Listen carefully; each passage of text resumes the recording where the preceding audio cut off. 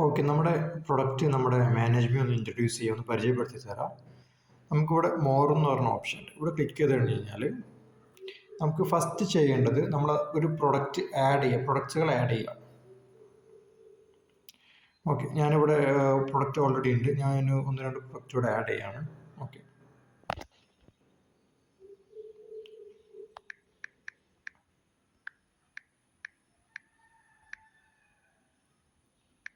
Test product add ചെയ്തു. അതിൻ്റെ SKU code ഉണ്ടെന്നുണ്ടെങ്കിൽ SKU കോഡ് ഉണ്ടെങ്കിൽ മാത്രം ആഡ് ചെയ്യാം. പിന്നെ കാറ്റഗറി ഏതാണെന്നുള്ളത് നമുക്ക് എന്ത് ചെയ്യാം, വേണമെന്നുണ്ടെങ്കിൽ മാത്രം ആഡ് ചെയ്യാം. നിർബന്ധമില്ല, അതൊക്കെ നിർബന്ധമില്ലാത്ത കാര്യങ്ങളാണ്. പിന്നെ റെഫറൻസ് കോഡ് ഉണ്ടെങ്കിൽ അത്, പ്രൊഡക്റ്റ് കോഡ് ഉണ്ടെങ്കിൽ അത്, പിന്നെ നമുക്ക് സപ്ലയർ, ഈ ഒരു പ്രൊഡക്റ്റിന് തന്നെ സപ്ലയർ ഉണ്ടെന്നുണ്ടെന്നുണ്ടെങ്കിൽ അത് ആഡ് ചെയ്യാം. സപ്ലയർ ഇല്ലാന്നുണ്ടെങ്കിലും കുഴപ്പമില്ല. നമ്മൾ സപ്ലയർ എന്ത് ചെയ്യുന്നു, ഒരു സപ്ലയർ ഞാൻ സെലക്ട് ചെയ്തിട്ട് ആഡ് ചെയ്യുന്നു. ഓക്കെ, അത് കഴിഞ്ഞിട്ട് നമ്മൾ അതിൻ്റെ ഇനീഷ്യൽ കോസ്റ്റ്, അപ്പോൾ നമുക്ക് അതിന് കിട്ടുന്ന പ്രൈസ്, നമുക്കത് എത്ര രൂപക്കാണ് കിട്ടുന്നത്, നമുക്ക് 100 രൂപക്ക് കിട്ടുന്നുണ്ട്. നമ്മൾ എന്ത് ചെയ്യുന്നു, ഒരു 120 രൂപക്ക് വിൽക്കുന്നുണ്ട്. അപ്പോൾ ഇവിടെ കാണിച്ചു കണ്ട നമുക്ക് 20% പ്രോഫിറ്റ് ആണെന്നുള്ളത്. ഇനി അത് കുറച്ച് കഴിഞ്ഞ് കഴിഞ്ഞാൽ നമുക്കിവിടെ 110 ആക്കിയാൽ 10%. അപ്പോൾ പിന്നെ അതിന് MRP എന്ന് പറയുമ്പോൾ ഇപ്പോൾ നമുക്കൊരു 120 MRP, പക്ഷെ നമ്മൾ 110 സെല് ചെയ്യുന്നു. അപ്പോൾ നമുക്ക് കസ്റ്റമർ ഇപ്പോൾ ഇത് ഉപകാരപ്പെടുക നമ്മൾ ബാർകോഡ് പ്രിന്റ് ചെയ്യുമ്പോഴാണ്. ഇതിൽ നമുക്ക് ബാർകോഡ് ക്രിയേറ്റ് ചെയ്യാനുള്ള ഓപ്ഷൻ, അപ്പോൾ ബാർകോഡ് പ്രിന്റ് ചെയ്യുമ്പോൾ ചെയ്യുന്നതാണ് ഈ MRP 120 പിന്നെ വിൽക്കുന്ന പ്രൈസ് 110. ഓക്കെ, പിന്നെ നമുക്ക് ഇതിൽ ഇത്രയും ടൈപ്പ് വരുന്നുണ്ട്. ഈ ഫിസിക്കൽ ട്രാക്ക് എന്ന് പറഞ്ഞു കഴിഞ്ഞാൽ നമുക്ക് ഇതിന് നമ്പർ ഉണ്ടായിരിക്കും, എത്ര സ്റ്റോക്ക് ആണെന്നുള്ള നമ്പർ ഉണ്ടായിരിക്കും. നമ്മൾ 100 സ്റ്റോക്ക് ഉണ്ടെന്ന് പറയുകയാണ്, നമ്മൾ അവരുടെ പറയാണ് ഒരു 110 അല്ലാന്നുണ്ടെങ്കിൽ 5 എത്തുമ്പോൾ അലേർട്ട് വരണം, ലോ സ്റ്റോക്കിന് അലേർട്ട് വരണം എന്നുള്ളത് ഫിസിക്കൽ ട്രാക്കിൽ. പിന്നെ സെക്കൻഡ് ഒരു ഓപ്ഷനാണ് മേഡ് ടു ഓർഡർ. ഇതാകുമ്പോൾ ഇതിന് നമ്പർ ഉണ്ടായിരിക്കില്ല. ഈ മേഡ് ടു ഓർഡർ ആക്കി കഴിഞ്ഞ് കഴിഞ്ഞാൽ ഇതിന് നമ്പർ ഉണ്ടായിരിക്കില്ല, നമുക്ക് എത്ര വേണമെങ്കിലും വെക്കാം. ഇപ്പോൾ ലൈക്ക് ഒരു എക്സാമ്പിൾ പറയുകയാണെങ്കിൽ ഇപ്പോൾ ഈ ഷവർമ, ബിരിയാണി ഇങ്ങനത്തെ കേസിലൊക്കെ നമുക്ക് ആ പ്രൊഡക്റ്റിന് നമ്പർ ഉണ്ടായിരിക്കില്ല. പക്ഷെ ഒരു മൊബൈൽ ഫോൺ, മൊബൈലിൻ്റെ കേസ്, അല്ലാന്നുണ്ടെങ്കിൽ ഡ്രസ്സ്, ഷർട്ട്, പാൻറ്റൊക്കെ ആണെങ്കിൽ അതിൽ മസ്റ്റായിട്ട് നമ്പർ ഉണ്ടായിരിക്കും. അപ്പോൾ നമുക്ക് ഒരു 100 നിന്ന് എത്രണ്ണം പോയി എത്രണ്ണം ബാക്കിയിട്ടുണ്ടെന്നുള്ള അറിയാൻ പറ്റും. അപ്പോൾ ഞാനിവിടെ അത് ആഡ് ചെയ്തു. നമുക്ക് അതുപോലെ തന്നെ യൂണിറ്റ് ഉണ്ട്, നമുക്ക് ഇതിൻ്റെ ടൈപ്പ് ഇതാക്കാൻ പറ്റും.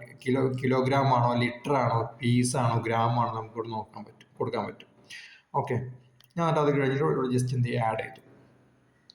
നമ്മളൊരു പ്രൊഡക്റ്റ് ആഡ് ചെയ്തു, ടെസ്റ്റ് പ്രൊഡക്റ്റ് ആഡ് ചെയ്തു. ഇനി അടുത്തത് എന്ന് പറഞ്ഞു കഴിഞ്ഞാൽ നമുക്കിവിടെ മോറിൽ പോയിട്ട് ഇൻവോയ്സിൽ ഒരു പ്രൊഡക്റ്റ് ആഡ് ചെയ്തു, അത് എങ്ങനെയാണ് ഒരു കസ്റ്റമറിന് സെല്ല് ചെയ്യുക, വിൽക്കുക എന്നുള്ളതാണ് നോക്കുന്നത്.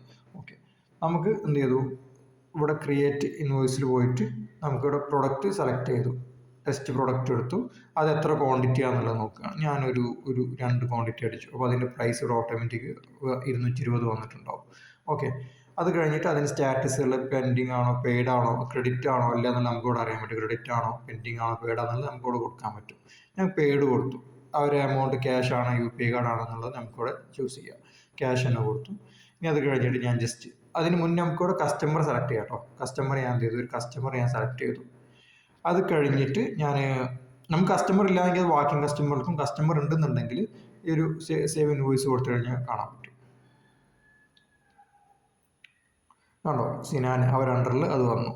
പിന്നെ നമുക്കിപ്പോൾ എങ്ങനെയാണ് ഒരു പുതിയ കസ്റ്റമർ ആഡ് ചെയ്യുക. പുതിയ കസ്റ്റമർ നമുക്ക് ഇവിടുന്ന് ഡയറക്റ്റ് ആഡ് ചെയ്യാൻ പറ്റും. ഇവിടുന്ന് കസ്റ്റമറുടെ പേര് കൊടുക്കുക, ടെസ്റ്റ് കൊടുത്തു, ടെസ്റ്റ്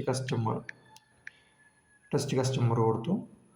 എന്നിട്ട് ഇതൊന്നും മാൻഡേറ്ററി, സ്റ്റാർ ഉള്ളത് മാത്രം നിർബന്ധമായിട്ട് കൊടുക്കേണ്ടുള്ളൂ. നമ്പർ കൊടുത്തു ഞാൻ. ഓക്കെ, നമ്പർ കൊടുത്തു. കസ്റ്റമർ ഞാൻ എന്ത് ചെയ്തു, ഇവിടെ സേവ് ചെയ്തു. അപ്പോൾ നമുക്ക് കാണാൻ പറ്റും ഈ കസ്റ്റമർ ഇവിടെ വന്നു, ടെസ്റ്റ് കസ്റ്റമർ, പുതിയ കസ്റ്റമർ ആഡ് ചെയ്ത് നമുക്ക് കാണാൻ പറ്റും. ഇനി അടുത്തൊരു ഓപ്ഷന് നമുക്ക് കസ്റ്റമർ നമുക്ക് എന്ത് ചെയ്യാൻ പറ്റും, ഇവിടുന്ന് ആഡ് ചെയ്യാൻ പറ്റും. ഇവിടുന്നും നമുക്ക് കസ്റ്റമർ ആഡ് ചെയ്യാൻ പറ്റും. ആഡ് കസ്റ്റമറുടെ പേര് കൊടുക്കുക, വേണ്ട പേര് ഇവിടെ കൊടുക്കുക. പിന്നെ കസ്റ്റമർ ഡീറ്റെയിൽസ്, കോൺടാക്ട് നമ്പർ, കാര്യങ്ങൾ.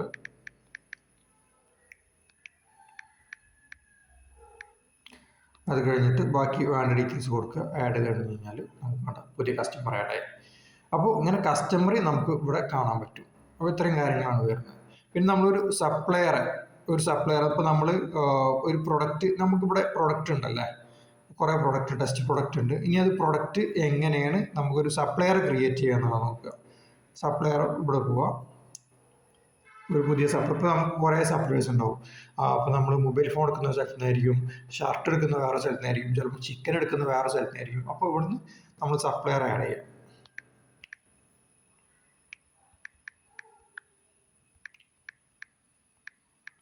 ചിക്കൻ സെല്ലർ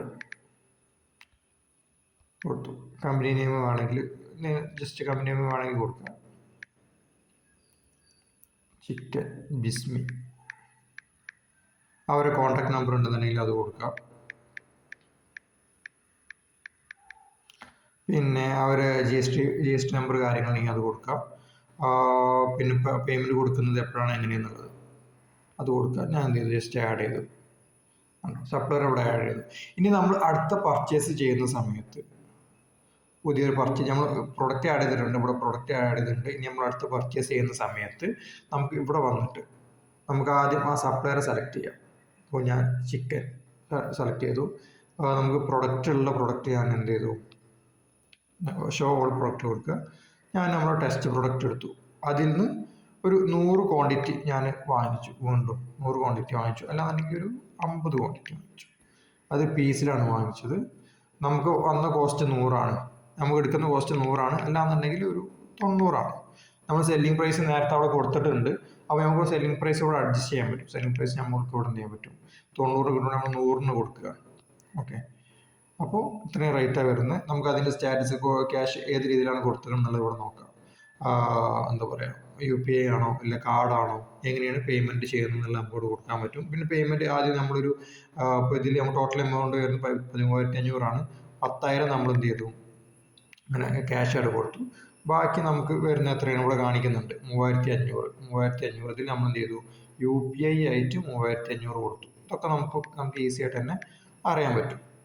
ഓക്കെ, അത് കൊടുത്തു. ഞാൻ എന്ത് ചെയ്തു, ടാക്സ് റേറ്റ്, ഡിസ്കൗണ്ട്, ഷിപ്പിംഗ്, ഇവിടെ പേയ്മെൻറ്റ് പെയ്ഡാണ്, ക്യാഷ് കൊടുത്ത് നമ്മൾ ക്രിയേറ്റ് പർച്ചേസ് കൊടുത്തു. 50 ക്വാണ്ടിറ്റിയാണ് കേട്ടോ, 50 ക്വാണ്ടിറ്റിയാണ്. ഇനി നമ്മൾ ഇവിടെ നമ്മുടെ ഇൻവെൻട്രിയിൽ വന്നു കഴിഞ്ഞാൽ, വീണ്ടും നമ്മുടെ പ്രൊഡക്റ്റിൻ്റെ അകത്ത് വന്നു കഴിഞ്ഞാൽ നമുക്കിവിടെ ആ പ്രൊഡക്റ്റ് നോക്കിക്കഴിഞ്ഞാൽ ടോട്ടൽ സ്റ്റോക്ക് കണ്ടോ 248 ഇവിടെ നമുക്ക് അറിയാൻ പറ്റും. ഇപ്പോൾ നമ്മൾ എത്രയ്ക്ക് പ്രൊഡക്റ്റ് നമ്മൾ വാങ്ങിച്ചിട്ടുണ്ട്, എത്രയ്ക്ക് കൊടുത്തിട്ടുണ്ട്, പ്രൊഡക്റ്റിൻ്റെ ഹിസ്റ്ററി നമുക്ക് ഇവിടെ അറിയാം. സെല് ചെയ്തിട്ടുള്ളതും വാങ്ങിച്ചുള്ള ഹിസ്റ്ററി കാര്യങ്ങളൊക്കെ നമുക്ക് ഇവിടെ ഈസി ആയിട്ട് തന്നെ അറിയാൻ പറ്റും. നമ്മൾ എത്ര വാങ്ങിച്ചു, എത്ര കൊടുത്തു എന്നുള്ളത് ഇവിടെ നമുക്ക് ഹിസ്റ്ററി, ആ പ്രൊഡക്റ്റ് വിറ്റതിൻ്റെ ഹിസ്റ്ററി, അണ്ടർ നേരത്തെ കൊടുത്തു അതിൻ്റെ ഹിസ്റ്ററി ഒക്കെ നമുക്ക് ഇവിടെ ഈസി ആയിട്ട് തന്നെ നമുക്ക് ഇവിടെ തന്നെ അറിയാൻ പറ്റും.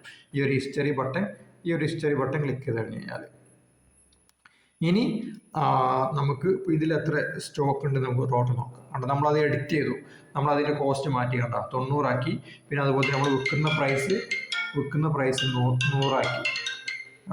അപ്പോൾ ഇത്രയും കാര്യങ്ങളാണ് നമുക്ക് ഇതിൻ്റെ അകത്ത് വരുന്നത്. നമ്മൾ പ്രൊഡക്റ്റിൻ്റെ ക്വാണ്ടിറ്റി മാറി നമുക്ക് ഇവിടെ കാണാൻ പറ്റും. പ്രൊഡക്റ്റിൻ്റെ ക്വാണ്ടിറ്റി നമ്മൾ വീണ്ടും 50 സ്റ്റോക്ക് ആഡ് ചെയ്തുകൊണ്ട് കണ്ടോ പ്രൊഡക്റ്റിൻ്റെ ക്വാണ്ടിറ്റി ഒക്കെ മാറി.